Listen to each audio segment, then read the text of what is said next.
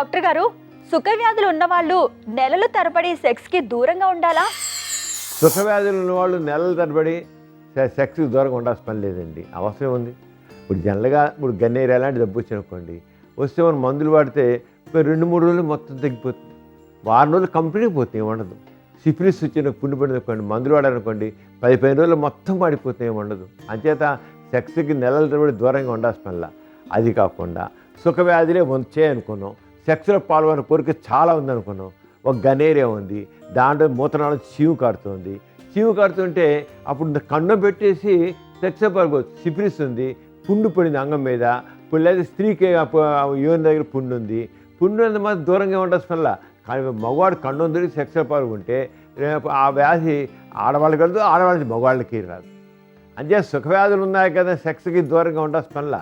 సుఖవ్యాధులు ఉన్నప్పటికీ సెక్స్లో పాల్గొవచ్చు, కండం పెరగదు, అది మానిపోయి మామూలుగా పాల్గొవచ్చు. సెక్స్కి దూరంగా ఉండే పని లేదండి.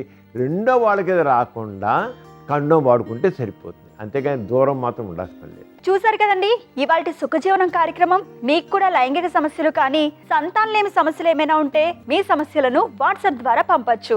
8008532087 అనే నెంబర్కి వాట్సాప్ చేయండి.